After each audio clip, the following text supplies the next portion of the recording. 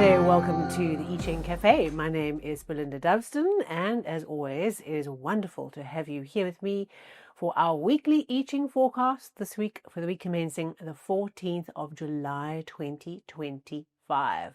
Happy Bastille Day. Okay, so last week, let's recap. What were we paying attention to? We had Hexagram 2, the receptive, the openness, the mother, the holding power of the womb, okay, the creative space, the earth, holding and bringing nurturing to the things around us, and some interesting changing lines to work with on this, particularly the dragons clashing in the sky. Remember that one? Right. So we worked with being open and supporting the growth around us as opposed to initiating new ideas, being in our yang male energy. We were mothers, we were holding the space, we were being present to the process. Then we also had Hexagram 20, contemplation, that through that process of holding the space, getting a bigger picture, getting a way of elevating our view and being beacons to others, seeing the world from a new perspective because we've climbed the tower and we've seen things in a new way. We've put the pieces together. All right, so for you, last week, how did it go? How did you work with the energy of the mother, of being receptive, of open, of nurturing, of bigger picture, holding the space and watching out for those dragons clashing in the sky? I had an interesting experience where I was asked to attend a meeting and I really didn't want to attend the meeting and I felt combative over it. And I said to myself, no, the I Ching is saying this week, don't be the dragon in the sky, don't create a clash, don't try and dominate the situation, just be open and go with the flow, right? Go with it, support it. And that's what I did. And the meeting was cancelled just before it was about to start. So after all that, I didn't need to be in that space, and I was glad I listened to the I Ching and not get my energy all riled up. I was like, just be open, support the process, because it didn't happen anyway. Okay, so if there's anything that came up for you last week, working with being open and supporting and just holding the space, not getting combative, and also working with a bigger picture, please do share a comment. We learn so much from each other when we share our experiences of working with the I Ching. Right, let's get into this week's overview, the forecast of what we need to pay attention to this week with the I Ching, 14th of July this week. Right, our first hexagram we had exactly a month ago is hexagram 40, Deliverance. This hexagram, as you know, is being shipwrecked on the beach after a big storm at sea, after a big undertaking, after a big challenge, finally getting some relief. Okay, so this week something shifts, something manifests, something brings us relief wherever we've been struggling, where we've had obstacles and challenges, where we felt stuck and hindered, where we felt we haven't been able to understand what's happening around us. Some part of our world comes to a place of relief after a big challenge. Okay, we might be cut up and bumped and bruised, okay, as we lie there on the beach after this dark night at sea in the storm.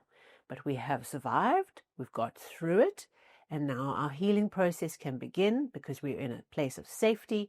We can find a place to take some relief after a challenging time. So, for all of us, this relief might play out in different parts of our world. Financial, business, relationships, okay?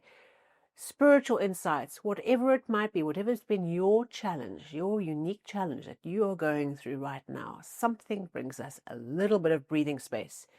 Even if it's just for this week to allow us to regroup and pull our energy back in so we can be ready to go out again.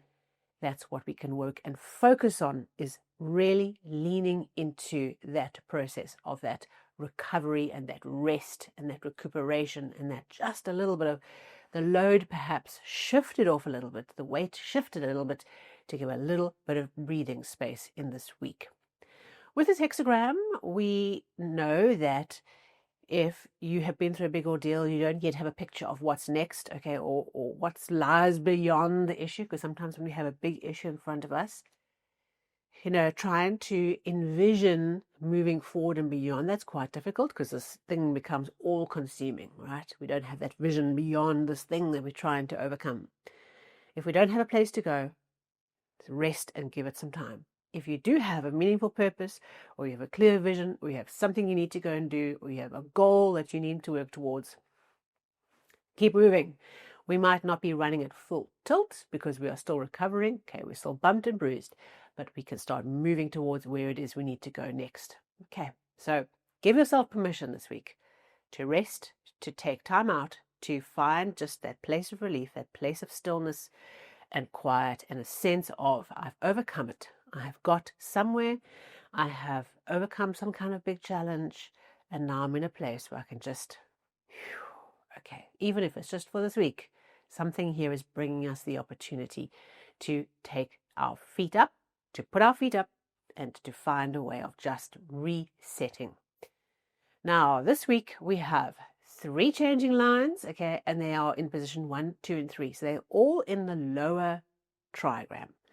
What that can mean is it refers to that the place of change is happening on the bottom, okay, not in the exterior trigram, and that can relate to the change places are happening within, okay, because this is the interior, the bottom trigram, right, and the top trigram is the exterior, the outside world on the top, the inside world on the bottom. So you might find that a lot of these places of change, right, are happening internally, internal, personal processes of development. Okay, so 3 changing lines, quite a lot of change, all happening internally.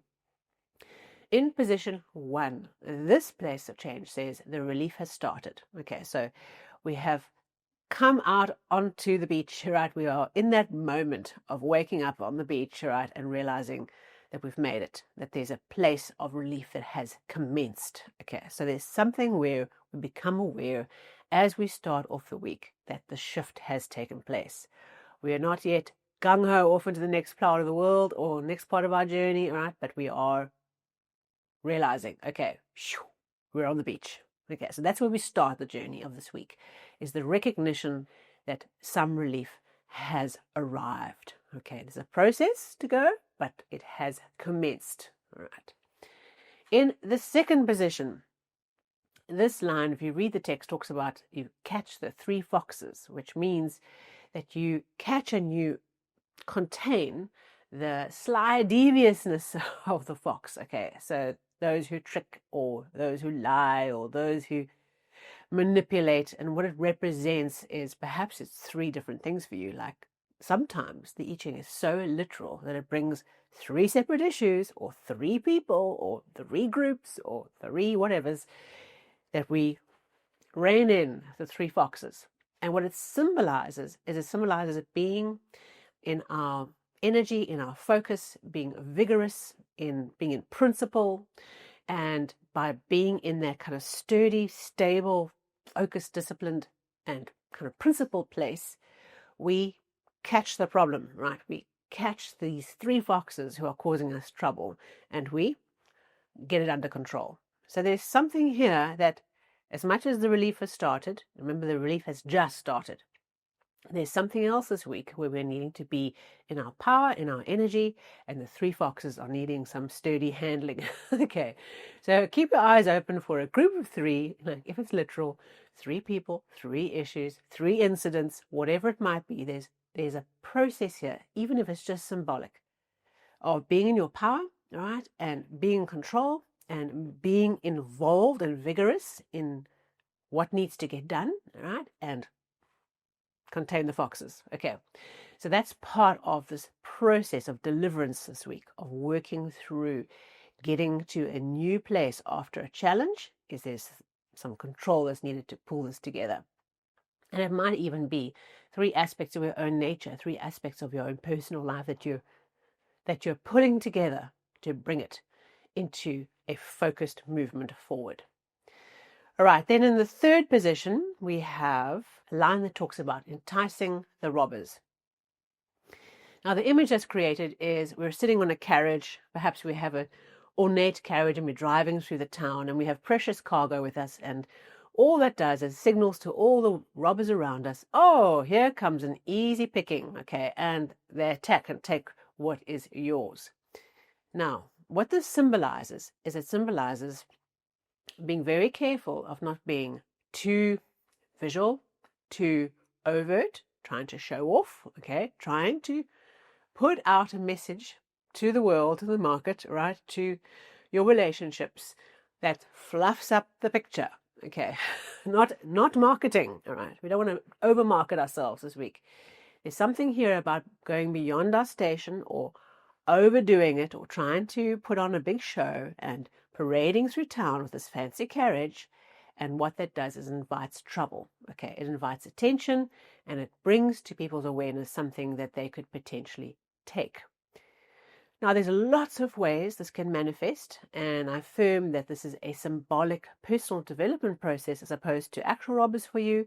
But what this changing line brings to us an awareness that we must just contain this urge to put on a show, to put a message out there that is braggy, okay, or overt. Now, there's times for that. There's times to fake it till you make it.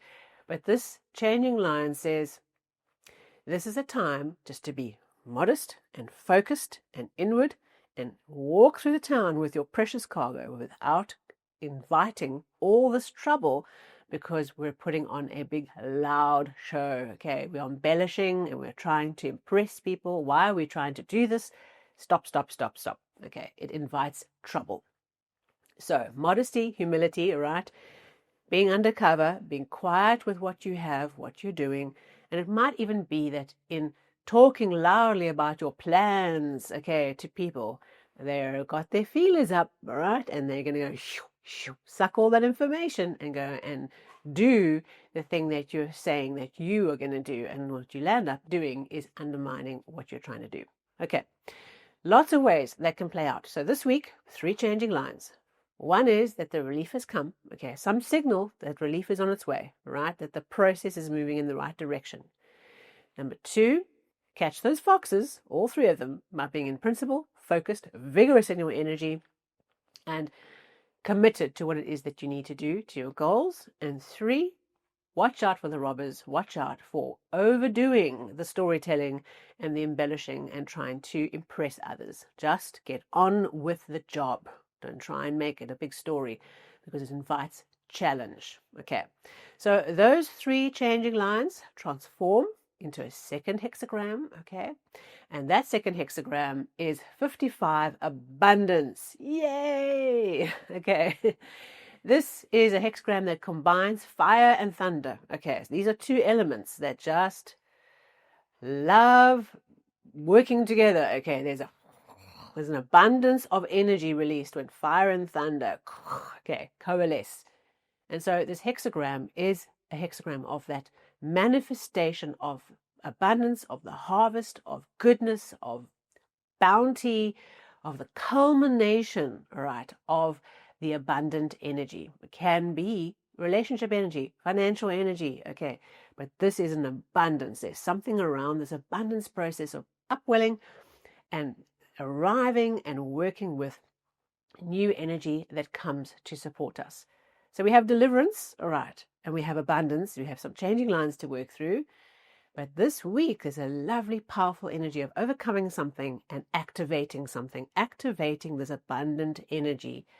Perhaps it's not visible exactly how that abundant energy is turning into gold bars, okay, into your bank account.